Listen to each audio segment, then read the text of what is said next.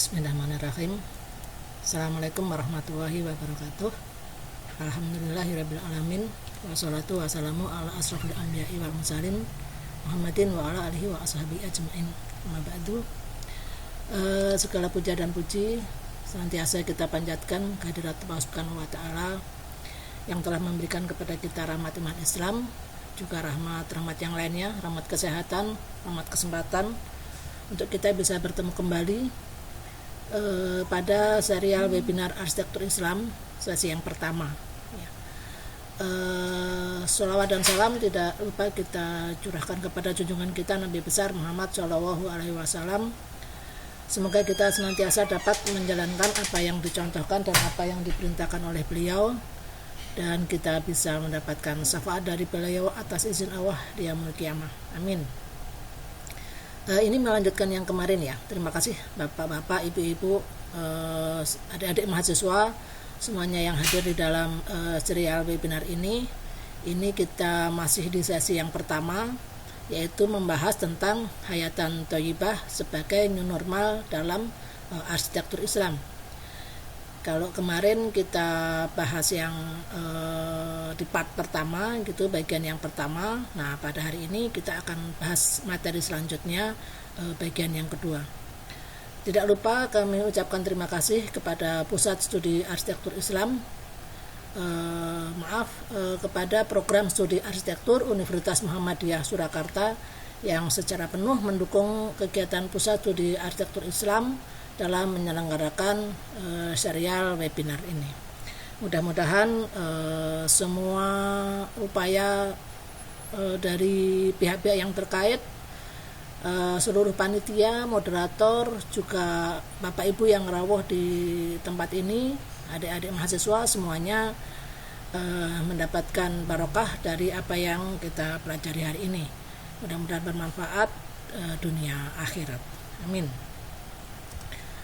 Oke, kemarin pada part 1 kita sudah berbicara banyak tentang apa itu kesadaran new normal, new normal versi WHO dan new normal versi hayatan thayyibah seperti apa begitu ya.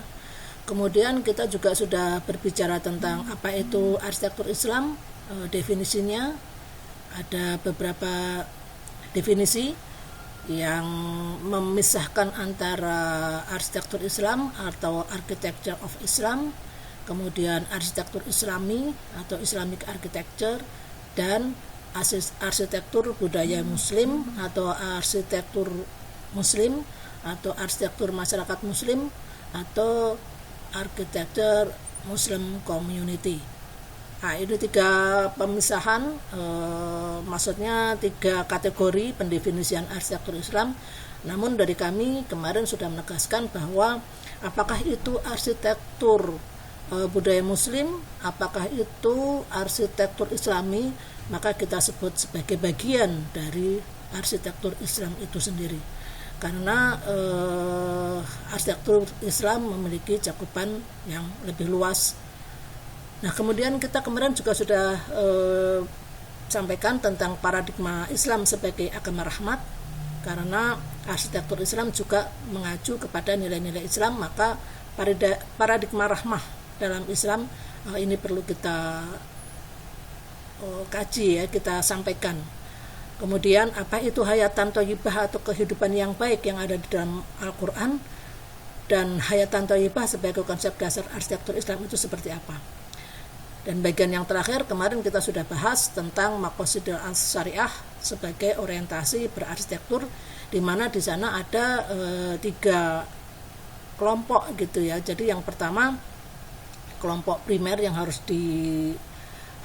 dipenuhi atau kelompok zaruriyat begitu ya. Di sana ada menyelamatkan atau memelihara agama, ada memelihara keturunan, ada memelihara jiwa, ada memelihara harta gitu ya. Kemudian yang kedua ada kelompok yang kedua atau kategori yang kedua, yaitu kategori yang bisa dikatakan sekunder, di mana kalaupun tidak terpenuhi tidak apa-apa, tetapi manusia akan mengalami kesulitan ya. Jadi ini terkait dengan hal-hal yang sifatnya terkait kenyamanan, kemudahan di dalam arsitektur. Kemudian yang kelompok ketiga yaitu kelompok tersier atau kelompok pelengkap atau tahsiniat begitu. Di sana lebih kepada hal-hal yang terkait dengan estetika. Karena arsitektur ini sangat terkait dengan estetika, meskipun itu ada di kelompok ketiga, bukan berarti itu tidak penting. Karena kelompok yang ketiga ini yang nantinya akan bisa menjadikan arsitektur bermanfaat, mudah dilakukan sesuai dengan kelompok dzurriyyat ya. Jadi sangat penting di dalam menjaga iman Islam kita. Nah, itu adalah yang sudah kita bahas di bagian yang pertama. Kita hanya review sebentar. Nah, hari ini atau maksud saya bagian ini kita akan lebih mengulik atau menguliti tentang konsep desain arsitektur Islam untuk mewujudkan hayatan thayyibah. Nah, dari beberapa bagian yang kita bahas, mulai dari bagian 1 sampai ke 7, nanti kita akan simpulkan di bagian 8 agar kita lebih mudah untuk menjadikan konsep hayatan thayyibah ini sebagai konsep dasar di dalam arsitektur Islam dan lebih aplikatif ke depannya. Oke, kita lanjut, kita langsung gitu ya pada konsep desain arsitektur Islam untuk mewujudkan hayatan thayyibah. Review sedikit, apa itu hayatan thayyibah? Kemarin kita sudah bahas bahwa hayatan thayyibah itu artinya kehidupan yang baik. Kehidupan yang baik di dalam Islam itu adalah kehidupan yang baik tidak hanya di dunia, tetapi juga kehidupan yang baik di akhirat ya. Jadi kita melakukan segala sesuatu pertimbangannya tidak hanya sesaat tetapi lebih panjang ya. Jadi memiliki konsekuensi yang sangat banyak, dan dikatakan kalau kita mengembangkan kehidupan yang baik di dunia ini, Allah sudah sampaikan, sudah janjikan kita akan mendapatkan pahala yang lebih baik lagi. Nah, ini ada kemarin di dalam surat An-Nahl ayat ke-97. Nah, indikator hayatan thayyibah yang ada di dalam surat Al-Baqarah ayat 177 kalau tidak salah, di sana disampaikan bahwa hayatan thayyibah ini memiliki indikator yang sudah ditafsirkan oleh Ustadz Hamim Ilyas, yaitu suatu kondisi yang sejahtera-sejahteranya, damai yang sedamai-damainya, dan bahagia yang sebahagia-bahagianya. Nah, bagaimana arsitektur Islam itu mewujudkan ketiga kondisi yang tadi sudah sampaikan, maka di sini akan kita sampaikan konsep di bawahnya. Atau jadi kalau kita katakan hayatan thayyibah ini sebagai konsep dasar, maka di bawah ini adalah konsep-konsep yang bisa digunakan pada waktu kita mendesain atau sebagai alat metodologi desain ya, metode perancangan seperti itu. Nah, tadi sudah disampaikan, sudah saya sempat review sebentar, bahwa arsitektur Islam harus mengembangkan konsep desain yang mampu memberikan kebaikan secara fungsional untuk memenuhi kebutuhan dzurriyyat ya. Jadi tadi kaitannya dengan maqasid syariah ini ya. Kemudian juga memberi kebaikan yang memberi kemudahan dan kenyamanan bagi pengguna, dan yang ketiga memiliki estetika sebagai bentuk pengembangan budaya yang tidak memberikan kemudharatan. Nah, ini kemudharatan ya. Jadi ini karena di dalam Maqasid syariah itu bertujuan untuk satu memberi manfaat, dan yang kedua mencegah mudharat. Nah, yang manfaat ini sudah kita bahas di sini semuanya. Tadi ada kebutuhan primer dan kemudian sekunder untuk memenuhi kebutuhan tersier, dan yang ketiga adalah bagian yang satunya lagi adalah menghindari darurat. Nah, dari ketiga rambu-rambu ini, maka kemudian di dalam arsitektur Islam, hayatan thayyibah ini dapat dikembangkan melalui satu pendekatan arsitektur berdasarkan konsep Hasan, atau artinya adalah fungsional, kemudian konsep toyib atau artinya baik, dan konsep jamil atau artinya estetis. Nah, ketiga konsep ini secara ketiga-tiganya secara simultan ini harus ketiga-tiganya harus diupayakan secara simultan ya, jadi tidak bisa terpisah satu dengan yang lainnya. Nah, ini kemudian saya akan mencoba menjelaskan apa itu yang dimaksud dengan konsep hasan ya, atau kebaikan secara fungsional. Nah, ini perlu kami tegaskan di sini bahwa yang dimaksud dengan fungsional di sini ini agak berbeda dengan fungsional yang kita pelajari selama ini. Kita di arsitektur itu mengatakan fungsional itu selalu dikatakan bahwa jika bangunan itu atau ruang itu direncanakan untuk, misalkan ini ya, ini untuk ruang bersenang, maksud saya agak ini ya, misalkan ruang untuk bermain sepak bola, maka yang dimaksud dengan fungsional itu jika di dalam ruangan itu atau lapangan itu ada paskul, ada garis-garis tepi, ada garis-garis penalti dan sebagainya. Nah, ini namanya fungsional yang sering kita pahami. Nah, tetapi dalam konteks ini yang dimaksud dengan konsep hasan adalah fungsional sebagai atau sesuai dengan tujuan penciptaan manusia. Jadi fungsional di sini adalah kaitannya dengan cara pandang atau bagaimana Allah itu menciptakan manusia, tujuannya apa. Nah, ini supaya kita lihat lagi di dalam detailnya ya. Berdasarkan pemahaman atau penjelasan dari seorang mufasir, ini saya ambil dari penjelasan Ustadz Samsul Hidayat ya, Dr. Samsul Hidayat. Di sana mengatakan bahwa beliau menyampaikan bahwa hasan memiliki arti kebaikan rasional atau kemudian kebaikan sesuai kecenderungan. Ya, jadi ini kalau yang namanya kebaikan rasional itu kalau kebaikan sesuai dengan kebanyakan atau prinsip-prinsip ilmiah itu kita katakan hasan, dan juga sesuai dengan kecenderungan atau istilahnya sesuai dengan nafsu manusia gitu ya. Jadi manusia itu memiliki nafsu kalau melihat keindahan itu senang misalkan, atau manusia itu kalau melihat sesuatu rapi itu senang, maka ini artinya hasan. Hasan juga merupakan ungkapan dari setiap makna kebaikan yang disenangi ya, tadi sudah saya sampaikan, bersih dari perkara-perkara subhat, keraguan-raguan, apalagi haram ya. Jadi di sini ada beberapa hal. Yang pertama bersifat rasional, kemudian sesuai kecenderungan manusia, dan bersih dari perkara-perkara subhat atau haram. Ini artinya kaitannya dengan ketentuan-ketentuan yang sudah ditetapkan di dalam ajaran Islam atau Al-Quran dan hadis gitu. Oleh karenanya, karena hasan juga mencakup kebaikan jiwa.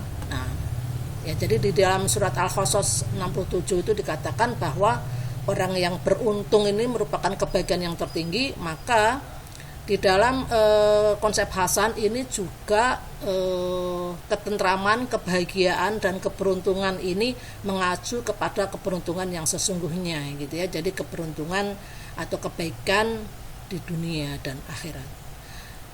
Berdasarkan dua pemahaman di atas, maka arsitektur Islam harus bersifat fungsional atau hasan sesuai dengan dasar-dasar dalam agama Islam, yaitu mendorong sikap tauhid dan akhlakul karimah ya. Jadi dasar agama Islam ini ada dua ya yang dikembangkan, yaitu tauhid dan akhlakul karimah. Ini yang penting diperhatikan.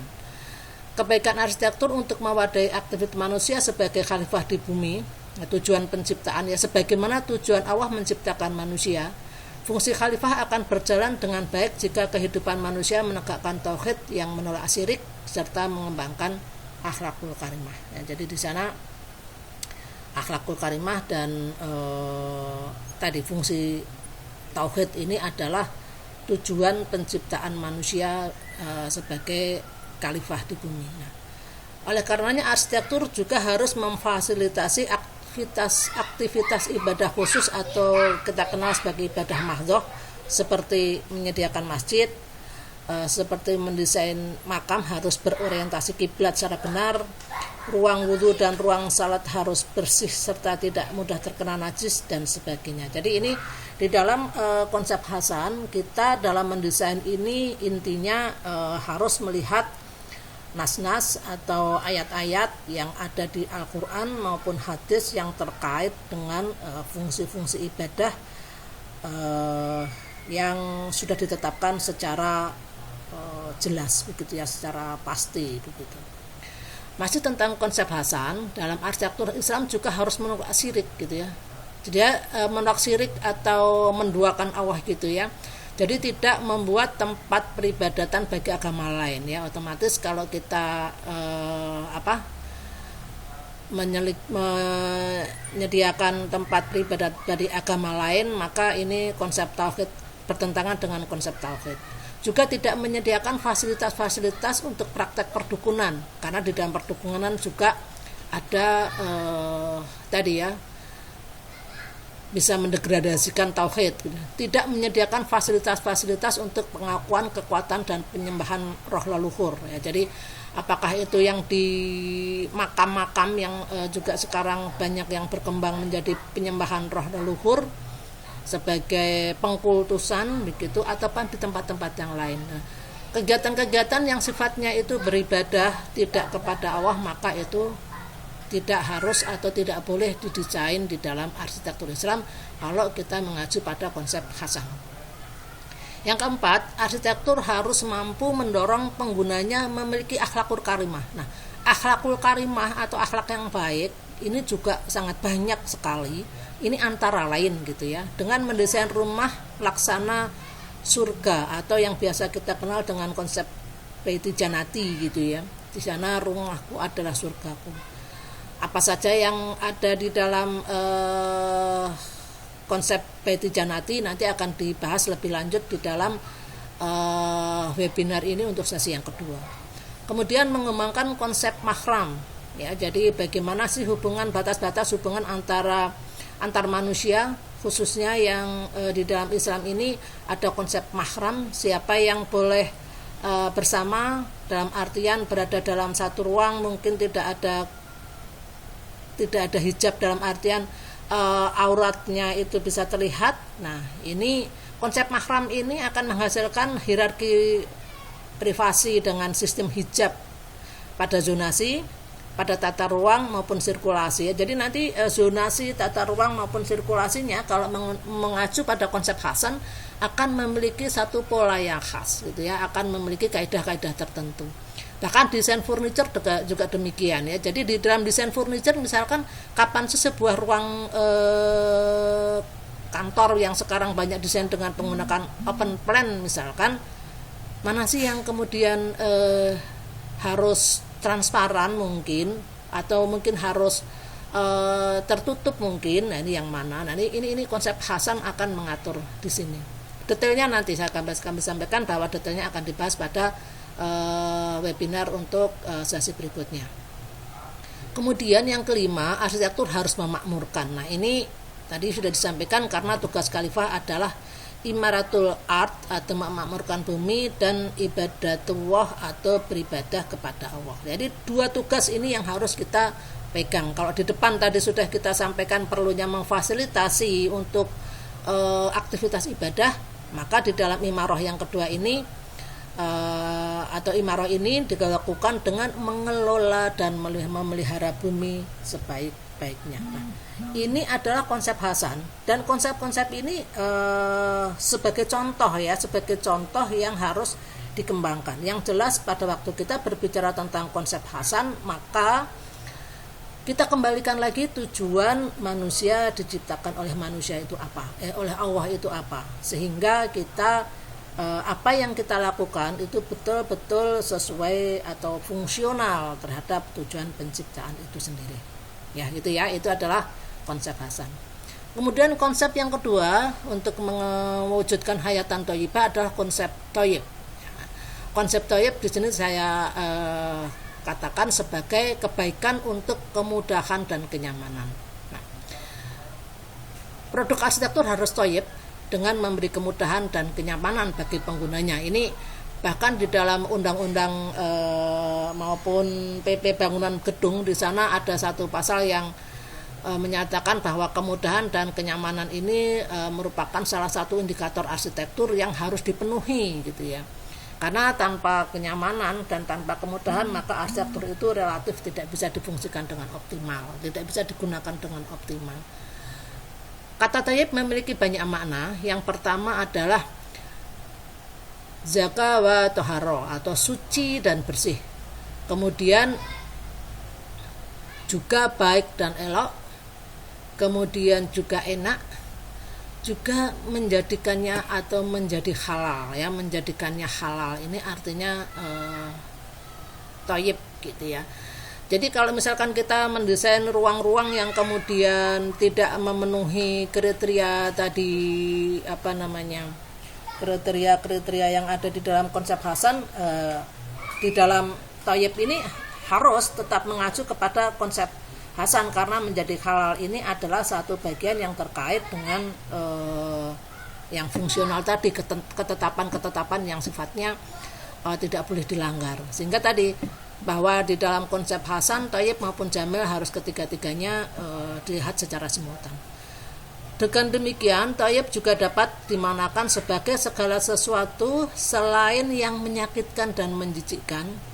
Thayyib juga berarti sesuatu yang dirasakan enak ya oleh indera dan jiwa. Ya, jiwa ini sangat terkait dengan keyakinan tadi yang bahwa apa itu yang namanya beruntung dan sebagainya. Maka di dalam konsep kita memberikan kemudahan dan kenyamanan ini juga tetap memiliki kaidah-kaidah yang tidak boleh dilanggar, itu tetap kita perhatikan. Nah, untuk itu arsitektur Islam harus bersifat universal, rasional, peduli, dan membentuk peradaban. Ini adalah hal-hal yang terkait dengan tadi kemudahan dan kenyamanan bagi pengguna.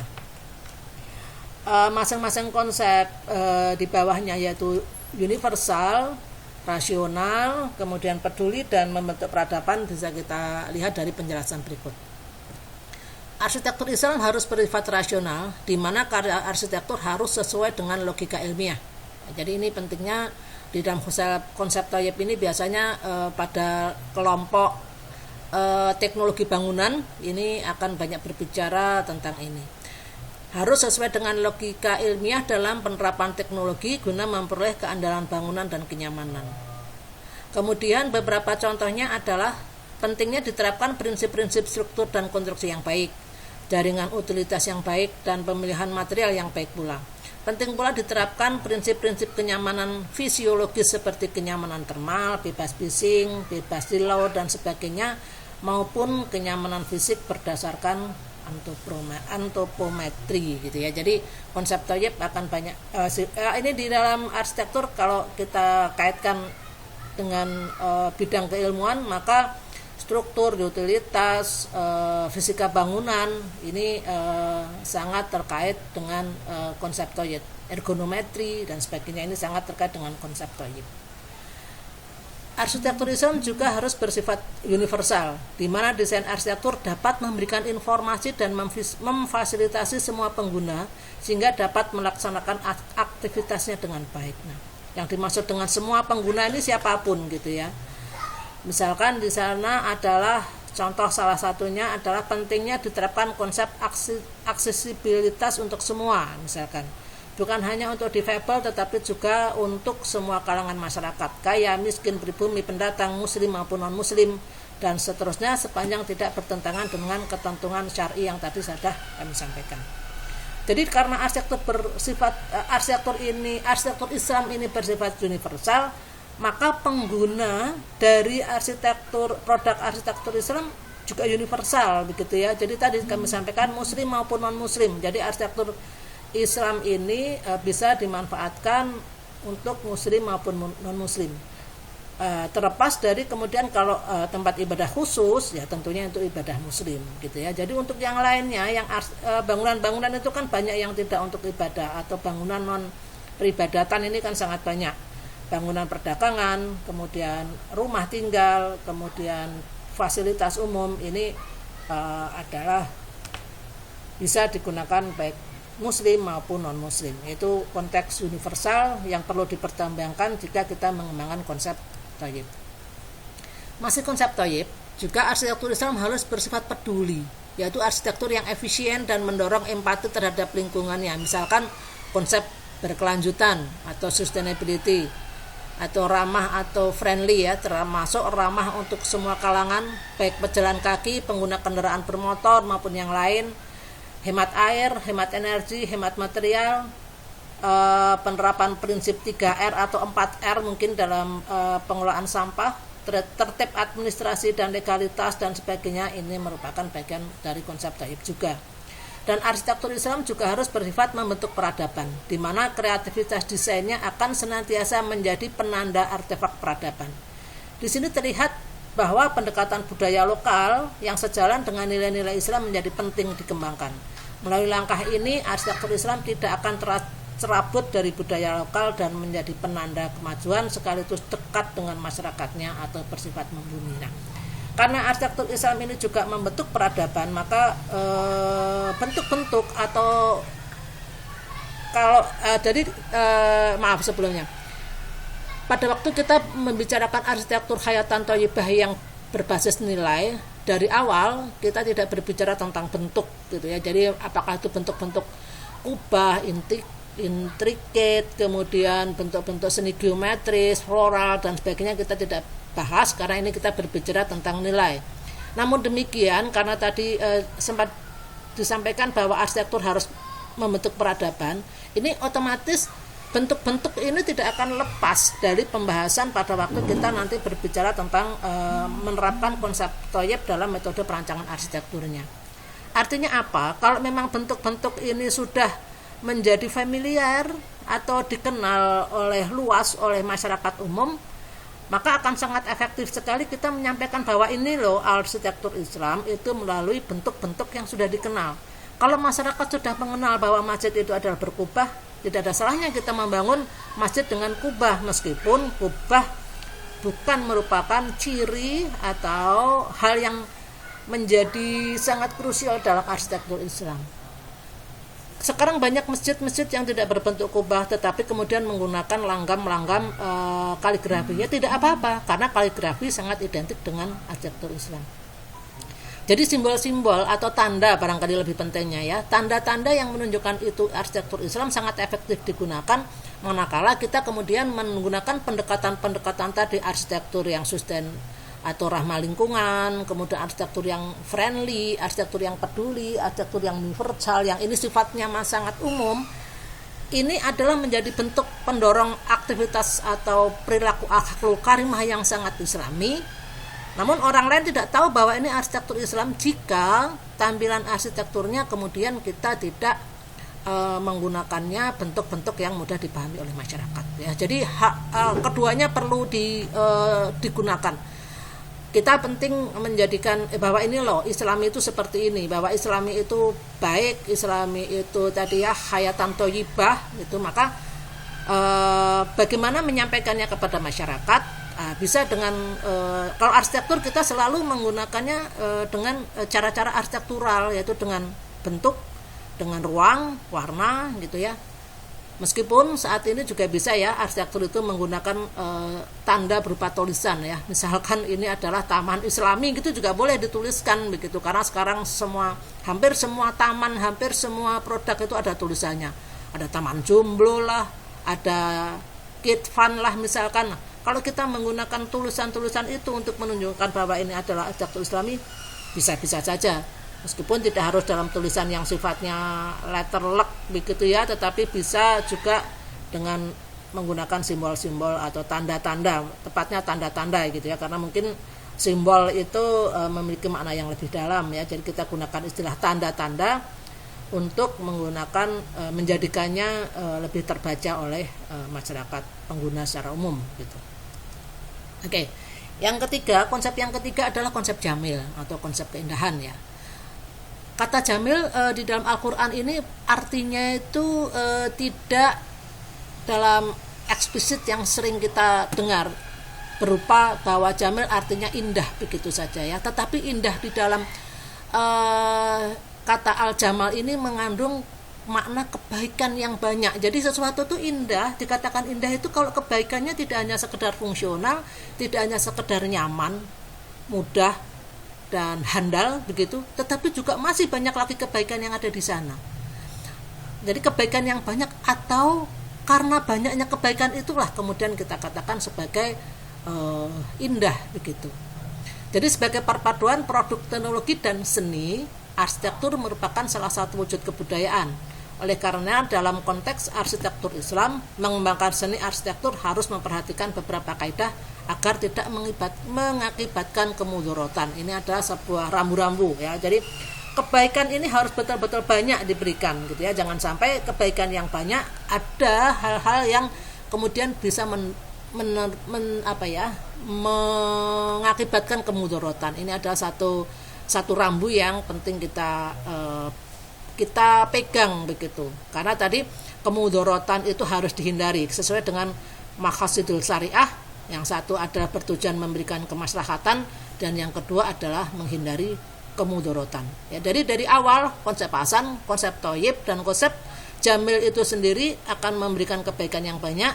Namun juga di dalam konsep jamil ini perlu kita lihat apakah ada kemudorotan atau tidak ya, karena jangan sampai karena kita mengejar keindahan ya kemudian kita sampai kemudian menyebabkan kemudorotan. Apa saja sih yang perlu dihindari? Kita bahas lebih lanjut. Arsitektur sebagai hasil karya teknik dan seni ini tidak akan terlepas gitu ya dari proses berkesenian ya. Jadi proses art gitu ya.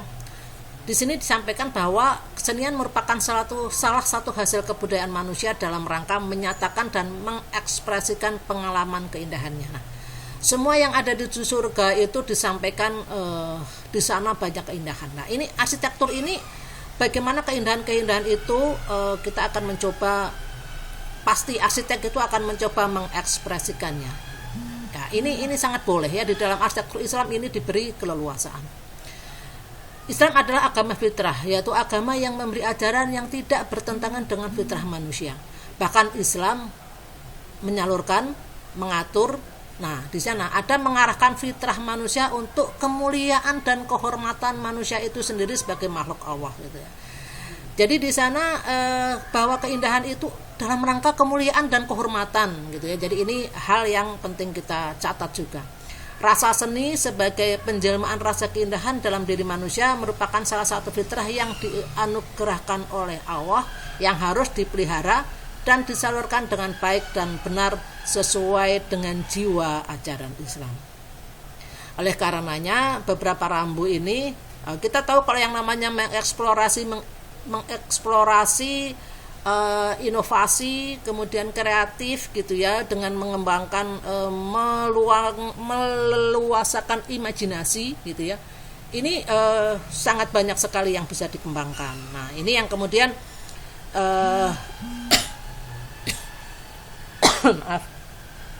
ini yang kemudian menjadikan arsitektur Islam itu sangat kreatif gitu ya. Kreativitas arsitektur ini sangat mendapatkan tempat di dalam arsitektur Islam. Karena apa? Karena karya seni arsitektur ini hukumnya adalah mubah, sehingga hampir semuanya boleh selama tidak mengarah atau mengakibatkan fasad berupa kerusakan, zarar atau bahaya, isan atau kedurhakaan, dan ba'id anillah atau terjauhkan dari Allah ya. Jadi arsitektur Islam itu semuanya seni di dalam mengembangkan keindahan itu boleh selama tidak mengakibatkan kerusakan ya. Kerusakan apa? Kerusakan manusia, diri sendiri, manusia di sekitar kita, tidak mengakibatkan kerusakan lingkungan alam, juga tidak membahagiakan bagi manusia lain, bagi diri juga bagi alam, tidak menyebabkan kedurhakaan ya. Jadi tidak, kedurhaka itu artinya kita melampaui batas gitu ya, tidak menghormati, itu adalah kedurhakaan. Tidak peduli, itu juga kedurhakaan ya. Jadi arsitektur itu boleh, karya seni itu boleh dikembangkan selama tidak menyebabkan kedurhakaan ya kepada orang lain, kepada alam, dan tidak menyebabkan kita jauh dari Allah. Kalau arsitektur itu kemudian kita menyebabkan jauh dari Allah, misalkan justru kita menyebabkan sombong karena atau karena kita kebanyakan uang gitu menjadi berlebih-lebihan, ini menyebabkan jauh dengan Allah, otomatis ini tidak diperkenankan di dalam pengembangan yang demikian. Nah, kalau kemudian dari sini kita dapat sampaikan bahwa apakah kemudian arsitektur itu adalah Islam? Kok semuanya boleh ya? Kalau kita lihat dari tadi konsep Thayyib dan konsep Jamil itu, bahkan konsep Hasan gitu yang tadi sesuai dengan rasional dan sesuai dengan apa keindahan yang dibutuhkan oleh kecenderungan manusia, semuanya arsitektur adalah Islam. Artinya semua arsitektur adalah Islam manakala memenuhi konteks nilai-nilai Islami. Apakah demikian? Nah, sebagai karya budaya, arsitektur merupakan perkara yang mubah. Makanya kita menggunakan asas muamalah. Asas muamalah itu seperti apa? Asas muamalah itu bahwa semua karya, kalau kita tadi katakan bahwa semua karya arsitektur pada dasarnya merupakan arsitektur Islam. Nah, ini yang kalau di dalam muamalah itu, atau yang sering kita lihat itu ada hukum jual beli gitu ya, di dalam ekonomi Islam misalkan, maka semua bentuk jual beli itu adalah boleh selama tidak mengandung unsur yang dilarang. Kalau dalam ekonomi Islam itu yang dilarang itu apa? Misalkan riba gitu. Arsitektur juga demikian. Semua arsitektur itu pada dasarnya arsitektur Islam selama tidak mengandung unsur yang dilarang. Tadi yang dilarang itu apa? Arsitektur itu dilarang tidak boleh menimbulkan kerusakan, tidak menimbulkan bahaya, tidak menimbulkan kedurhakaan, dan tidak menyebabkan terjauhkan dari Allah. Nah, ini adalah beberapa hal yang tidak boleh dilakukan. Semua yang selain ini adalah boleh. Semua arsitektur ini boleh di dalam arsitektur Islam. Nah, yang juga menjadi penting dikembangkan di dalam arsitektur Islam itu ke atas itu kita harus mentauhidkan Allah gitu ya, dan ke samping atau katakan ke bawah gitu ya. Ini kalau kita ke atas itu hubungan kita dengan Tuhan begitu, kemudian yang di bawah ini adalah hubungan kita dengan manusia, dengan alam sekitarnya. Ini harus mengembangkan akhlakul karimah, menciptakan atau mendorong munculnya pribadi-pribadi yang memiliki akhlak yang baik. Nah, ini bisa dilakukan jika kita menerapkan arsitektur dengan konsep Hasan, konsep Thayyib, dan konsep Jamil. Nah, demikian ya. Jadi ini arsitektur itu pada dasarnya semuanya Islam, sepanjang tidak mengandung unsur-unsur yang dilarang. Itu beberapa rangkaian yang sudah kami sampaikan tentang Hayatan Thayyibah. Namun demikian, untuk memberikan pemahaman yang lebih pasti begitu, kami mencoba membuat simpulan begitu ya. Nah, yang pertama adalah rumusan Hayatan Thayyibah sebagai konsep dasar arsitektur Islam itu seperti apa. Nah, ini saya eksplisit kami sampaikan bahwa Hayatan Thayyibah sebagai konsep dasar arsitektur Islam adalah upaya menghasilkan karya arsitektur dan lingkungan binaan lainnya yang mampu memberikan kebaikan bagi manusia dan alam sekitarnya melalui pengembangan konsep desain yang Hasan, Thayyib, dan Jamil. Nah, ini adalah rumusan konsep dasar Hayatan Thayyibah. Di bawah Hayatan Thayyibah ada konsep yang harus dikembangkan, yaitu konsep Hasan, konsep Thayyib, dan konsep Jamil dalam mendesain arsitektur. Oke. Kebaikan seperti apa? Ya, jadi lingkup kebaikan bagi manusia itu sejauh mana? Maka kalau tadi Hayatan Thayyibah itu adalah konsep dasar arsitektur Islam untuk memberikan kebaikan, maka kebaikan yang dimaksudkan di sini adalah kebaikan bagi manusia meliputi segala sesuatu yang dirasa enak oleh indera dan jiwa, baik bagi manusia pribadi maupun masyarakat secara umum begitu ya. Jadi manusia secara pribadi maupun masyarakat secara umum, baik muslim maupun non muslim. Ini kebaikan bagi manusia itu yang penting kita berikan ke sana. Dan juga kebaikan bagi alam di sekitarnya dengan memberi manfaat bagi kebaikan lingkungan, tidak merusak dan juga tidak membahayakan. Kemudian indikator dari kehidupan yang baik, yang kebaikan-kebaikan yang tadi sudah disampaikan. Kebaikan-kebaikan yang tadi disebutkan sebelumnya dimaksudkan untuk mendorong terwujudnya kehidupan yang baik bagi manusia, yaitu arsitek, pengguna maupun pihak-pihak lain yang terkait. Kebaikan seperti apa? Kita menuju kepada keadaan sejahtera-sejahteranya, kemudian keadaan damai sedamai-damainya, dan keadaan bahagia sebahagia-bahagianya, baik di dunia maupun di akhirat. Ini indikator kebaikan yang juga harus ada gitu ya. Kemudian kalau tadi hayatan thayyibah itu menuju kepada kebaikan, maka metode pendekatannya seperti apa? Ya, jadi hayatan thayyibah dapat dikembangkan melalui metode desain atau pendekatan arsitektur berdasarkan konsep Hasan, yaitu pendekatan desain secara fungsional atau memenuhi kebutuhan dasar sesuai tujuan diciptakan manusia dengan indikator 1. Memfasilitasi sikap tauhid, bersih dari unsur syirik dan syubhat. Ketiga, mendorong perilaku akhlakul karimah dan bersifat memakmurkan bumi. Nah, kemudian di dalam konsep thayyib, yaitu pendekatan desain dengan mengupayakan kemudahan dan kenyamanan kehidupan yang dapat dilakukan secara rasional, bersifat universal, peduli, dan membentuk peradaban.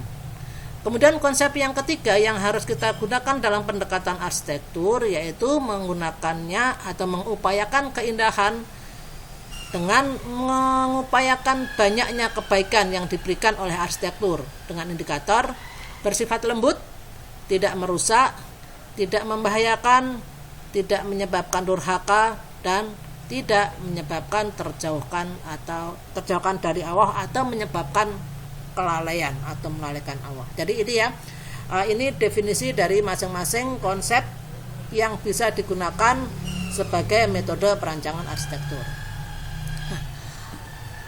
Secara keseluruhan kita dapat sampaikan bahwa konsep dasar hayatan thayyibah dalam arsitektur Islam ini adalah sebuah konsep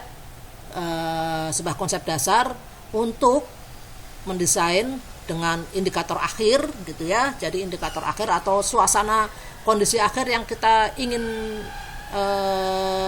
capai, yaitu kondisi sedamai-damainya, kondisi sejahtera-sejahteranya, dan kondisi sebahagia-bahagianya baik di dunia maupun di akhirat, baik bagi arsitek selaku perancang atau pendesain, masyarakat pengguna, maupun pihak-pihak lain juga yang terlibat.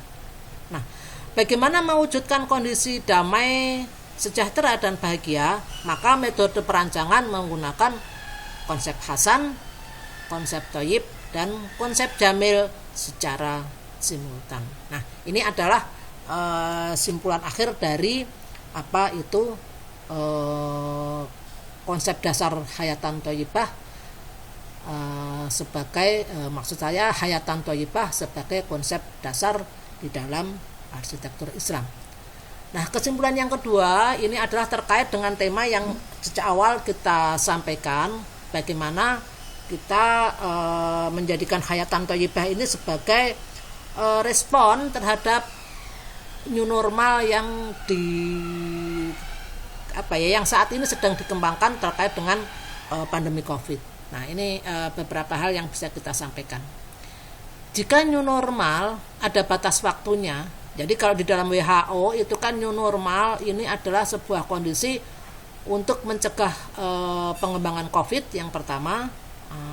Yang kedua adalah kemudian bagaimana kita di dalam kondisi pandemi itu tetap berproduktif. Di sana ada ketentuan-ketentuan yang harus kita ikuti. Nah, jadi ada batas waktu sehingga ditemukannya vaksin COVID. Kalau kemudian vaksin COVID itu sudah ditemukan, bisa jadi kita akan kembali kepada old normal atau kehidupan sebelum adanya pandemi COVID.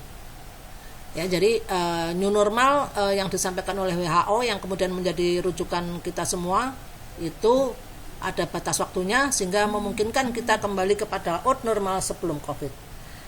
Tapi kalau kemudian kita mempelajari hayatan thayyibah, maka hayatan thayyibah tidak ada batas waktunya. Jadi kalau new normal itu ada batasan waktu, maka hayatan thayyibah adalah selamanya. Jika new normal merupakan protokol kesehatan sebagai respon masalah kesehatan, maka hayatan thayyibah menjadikan pandemi sebagai muhasabah untuk kebaikan yang lebih banyak. Muhasabah itu evaluasi diri. Jadi kalau adanya pandemi itu kemudian kita yang muncul adalah protokol kesehatan, maka kalau hayatan thayyibah menjadikan pandemi COVID itu tidak hanya masalah kesehatan, tetapi muhasabah terhadap semua aspek kehidupan. Sehingga hayatan thayyibah ini kebaikannya tidak hanya masalah kemudian yang kita ikuti hanya protokol kesehatan, tapi bisa jadi kita di dalam melakukan protokol kesehatan itu banyak hal-hal atau dibalik itu tuh banyak hal-hal yang harus kita perbaiki lebih baik lagi gitu.